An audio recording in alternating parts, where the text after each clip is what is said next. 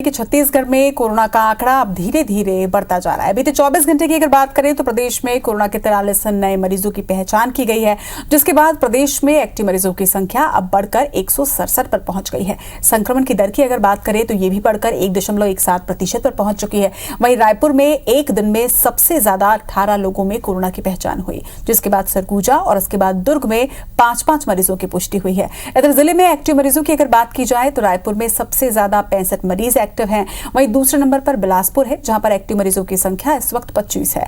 बात करें अगर दुर्ग की तो दुर्ग में एक्टिव मरीजों की संख्या इस वक्त 17 पर। लेकिन जिस तरह से लगातार अब कोरोना का संक्रमण एक बार फिर से बढ़ता जा रहा है, इससे स्वास्थ्य विभाग भी अब अलर्ट मोड पर है और लोगों से कोरोना गाइडलाइंस का पालन करने की अपील भी की जा रही है।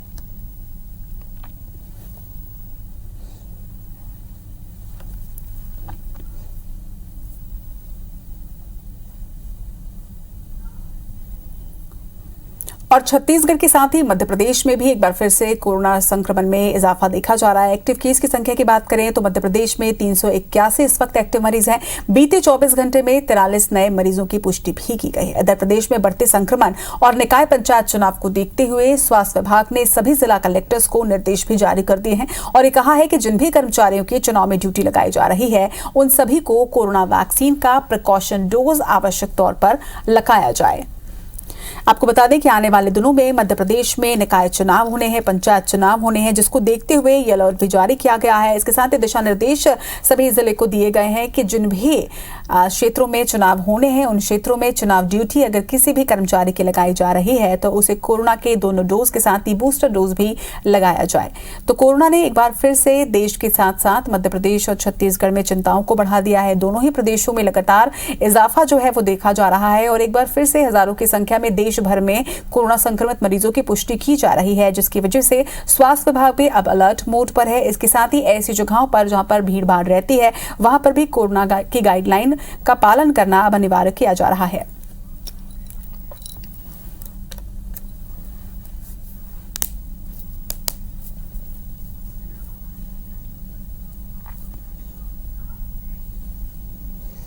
और कोरोना के हालात क्या हैं और इस वक्त स्वास्थ्य विभाग इस पर क्या कुछ कार्य कर रहा है, इस पर ज्यादा जानकारी के साथ दो सहयोगी हमारे साथ जुड़ रहे हैं। राजधानी रायपुर से हमारे साथ विनय जुड़ रहे हैं, तो वहीं राजधानी भोपाल से हमारे साथ नीलम जुड़ रही हैं। पहले विनय, आपका रुख करना चाहूंगे। जिस तरह से छत्तीसगढ़ में एक बार फिर से कोरोना का संक्रमण फैल रहा है, पॉजिटिविटी रेट की बात करें तो 1.17 पर यह जा पहुंचा है, क्या कहना है स्वास्थ्य विभाग का? आखिर अचानक से कोरोना का संक्रमण एक बार फिर से क्यों बढ़ रहा है? देखिए, आपने एक बात कही रचना, चिंताजनक विषय है और स्वास्थ्य विभाग इस पर चिंतित है।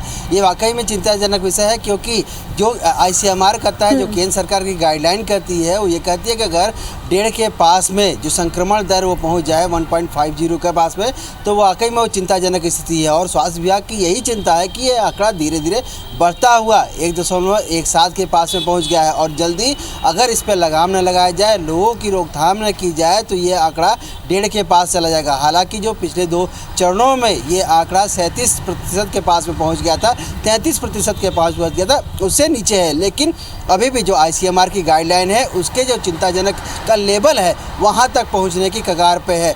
कल जिस तरह से बड़ी संख्या में मरीज मिले हैं बीते 24 घंटा में, ये स्वास्थ्य विभाग के लिए चिंताजनक विषय है। और पहले ये देखा जा रहा था कि जो कोरोना से मौत की संख्या वो 3 महीने 4 महीने बाद हो रही थी, अब रेंडमली और तेज़ी से होने लगी है। तो इधर भी ये चिंताजनक है। खासकर स्वास्थ्य विभाग जो पहले भी गाइडलाइन जारी किया है कि जो भीड़ भाड़ इलाका है उसमें सोशल डिस्टेंसिंग का जो पालन है वो करवाया जाए। इसके अलावा जो उससे बड़ी चिंता जो है विषय है जो वैक्सीनेशन है, जिसमें ये कहा गया था कि अधिक से अधिक लोगों को वैक्सीनेट कर दिया जाए।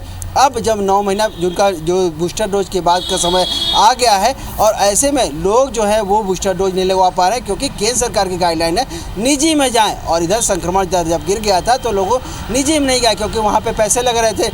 केंद्र सरकार के द्वारा से भी इनको सुविधा नहीं दी गई। तो बड़ी एक संख्या जो बड़ा एक फ़र्क है वो जो बूस्टर डोज का है, साथ साथ में जो सेकेंड डोज भी लोग नहीं लगवा रहे हैं, इसके भी जो संक्रमण दर उसमें बढ़ने की और उससे भी खतरनाक स्थिति है, मौत होने की जो आशंका है वो स्वास्थ्य विभाग जता रहा है। तो जल्दी से जल्दी स्वास्थ्य विभाग चाह रहा है केंद्र सरकार गाइडलाइन जारी करे, ताकि जो लोगों को जो बूस्टर डोज का जो स्वास्थ्य विभाग बिल्कुल वैक्सीनेशन अभियान को अब और तेज करना होगा और लोगों से भी हम यही अपील करेंगे कि वो भी जल्द से जल्द वैक्सीनेशन कराएं। इसके इतर अगर देखा देखा जाए तो मध्य प्रदेश में नीलम न सिर्फ संक्रमण बढ़ रहा है बल्कि तैयारियां भी अब चुनाव की जोर शोर से की जा रही है। ऐसे में संक्रमण और तेजी से फैलने का खतरा भी रहता है। इसको लेकर प्रशासन क्या कुछ तैयारी कर रहा है?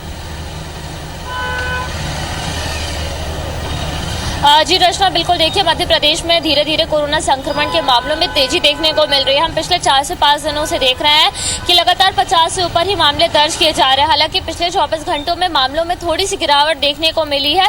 करीब 4,500 कोविड सैंपल टेस्ट किए गए थे, जिनमें 43 जो मरीज है वो नए सामने आए हैं।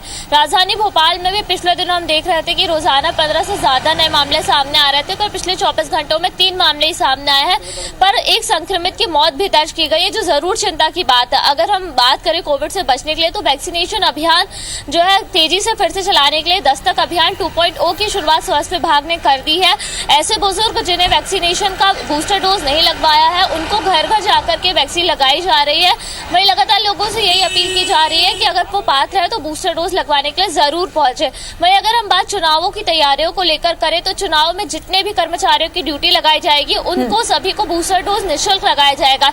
इसके लिए स्वास्थ्य विभाग ने केंद्रीय स्वास्थ्य मंत्रालय से अनुमति मांगी थी, जिसे कल ही परमिशन मिली है। और उसके बाद एनएचएम ने सभी कलेक्टर्स को ये आदेश जारी किए हैं कि जितने भी चुनावी ड्यूटी में कर्मचारी लगेंगे, सबको बूस्टर डोज लगवाना वो सुनिश्चित करें। 15 जून को जब चुनाव प्रशिक्षण का दूसरा चरण शुरू होगा, तो उस दौरान एक खास सत्र बुलाया जाए, जिसमें सभी कर्मचारियों को बूस्टर डोज लगवाया जाना जरूरी है, क्योंकि चुनावी ड्यूटी में उन्हें आना जाना पड़ेगा। कई लोगों के संपर्क में वो आएंगे, और जिस तरीके से प्रदेश में संक्रमण दर भी बढ़ रही है, तो ये जरूर उन पर खतरा रहेगा। तो प्रिकॉशन डोज से उनको सुरक्षा देने की तैयारी यहाँ पर जो स्वास्थ्य विभाग ने की और सभी कलेक्टर्स को आदेश दिया है।